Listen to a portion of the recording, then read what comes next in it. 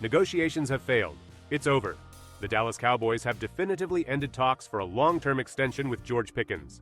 The front office's decision was direct, cold, and communicated directly to his agent, David Mulugheta. There will be no new contract this offseason.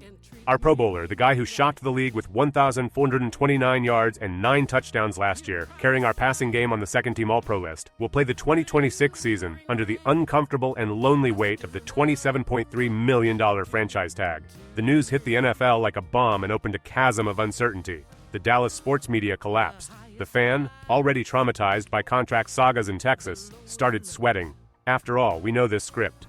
When an elite receiver sees the doors to a long-term contract slam shut in his face right at the turn of June, the market's natural reaction is to expect chaos. And speculation began to burn through the phone lines of radio programs and the feeds of national portals. They're saying, with an almost theatrical tone of panic, that Pickens is going to throw in the towel, that he's simply going to boycott mandatory practices, pack his bags, and commit an aggressive holdout or worse, a disguised hold-in the style of Oxnard, refusing to run a single route until Stephen and Jerry Jones open the safe. It's the old tactic of filling the news void at the end of June by creating phantom crises. But today, we're going to look at the all-22 of business and dismantle this cheap narrative with the coldness of someone who studies the league's rulebook. There are many big names in the media publicly embarrassing themselves due to a sheer ignorance of how the NFL machine works. Before we delve into the tactics of this behind-the-scenes battle, if you live and breathe Lone Star, if you spent the entire last season celebrating every absurd reception the number 3 received one-on-one, leave a like and subscribe to the channel, because here we don't read shallow headlines from news portals. We watch the tape 10 times before opening our mouths. The spark for this collective delirium began on radio station 105.3 The Fan on the G-Bag Nation program. They threw a question on air that seemed innocent but ignited a fire. What if Pickens' agent decides to use the classic Ezekiel Elliott model? What if he says the Cowboys don't stand a chance of winning without their main vertical target and sends the player to Cabo San Lucas until the salary cap explodes? And when they mentioned the heavy fines the league imposes nowadays for those who miss training camp, they changed the argument to something more subtle. Then he holds in. He shows up in California, enjoys the resort, but only attends practices wearing sunglasses, a cap, and crossed arms, undermining the offensive chemistry and forcing a trade. Look, for those who need to fill 3 hours of daily sports debate in the middle of the June drought, it's a perfect narrative. The problem is that it completely ignores the math, the logic, and the contractual rules of the NFL itself. Let's lay our cards on the table with the bluntness that the fans deserve.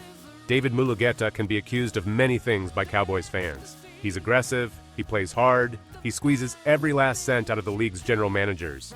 But he's not stupid. And instructing George Pickens to hold in or hold out now would be the biggest testament to amateurism in the recent history of sports business. There's a crucial detail in the schedule that destroys any possibility of leverage for the player: July 15th. That's the deadline imposed by the NFL for any player who has received the franchise tag to sign a multi-year extension. After July 15th, the system locks. By league rule, no franchise can close a long-term contract with him until the end of the regular season. The pen loses its power. He is legally obligated to play the year under a 1-year contract, period. Now, recall the schedule. The Cowboys training camp in Oxnard begins after July 15th. In other words, why on earth would a player go on strike inside the training facility to demand a contract that the franchise is legally prohibited from signing due to league rules? What would be the practical gain from that? Absolutely none. Holding in camp after that date would only be a pointless whim that would destroy his image. Beyond the complete collapse of negotiation logic, there's the financial factor that bites into the pocketbook in a violent way. The modern NFL doesn't tolerate strikers. If Pickens decides not to show up for the mandatory minicamp, the initial penalty is around $100,000 per day. If he pushes the limits and misses training camp, the mandatory fine is $50,000 per day. And the new rules of the collective bargaining agreement prevent the management from forgiving these penalties later. In other words, he would be burning hundreds of thousands of dollars of his own assets without having absolutely anything to receive in return in the short term.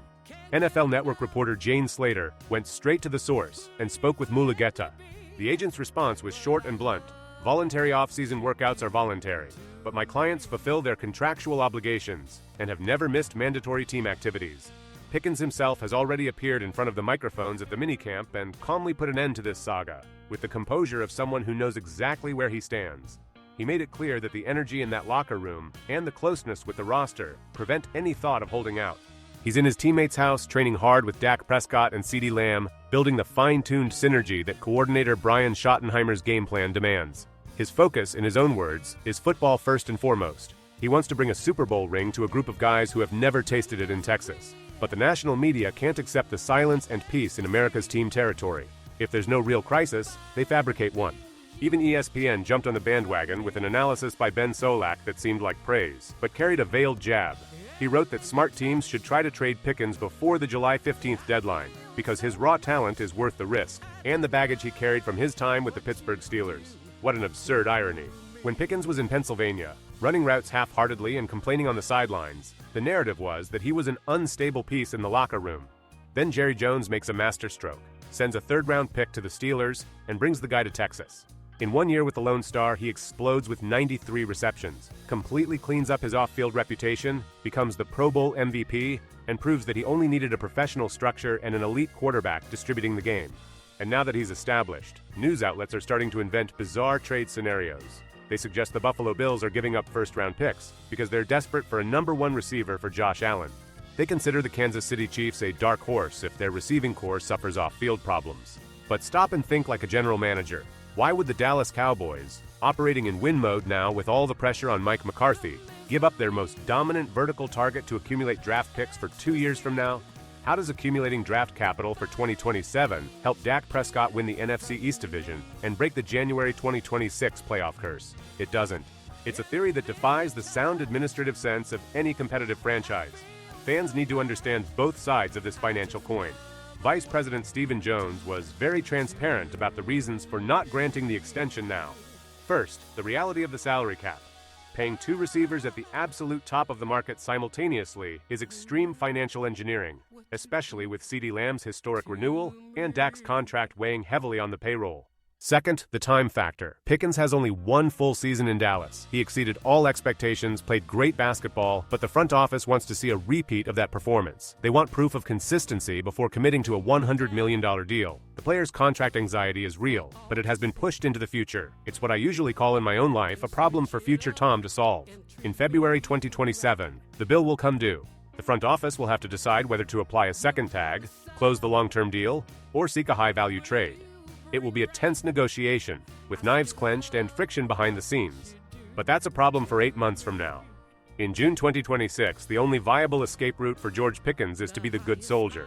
Get on the field, shut the critics up, put his head in the huddle, and destroy opposing secondaries one-on-one.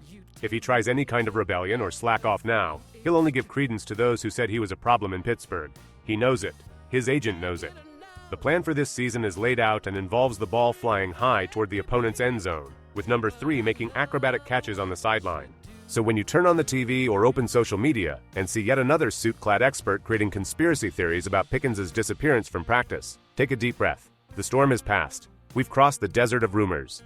Now I want your technical verdict down here in the comments section. Type GP3 if you agree that this hold-in story is just a classic media blunder during the June news drought, and that our receivers' focus is 100% on the field. And take the opportunity to leave your direct prediction. How many touchdowns will George Pickens score in the 2026 season receiving passes from Dak Prescott? Leave your analysis. See you in the next All 22 tape. Thanks. For an even more detailed perspective on how local journalists and analysts in Dallas reacted to the definitive end of contract extension negotiations and the immediate impact of the front office's decision to place the player under the franchise tag salary cap for the 2026 season, watch the full debate in the video. George Pickens to play 2026 season on franchise tag.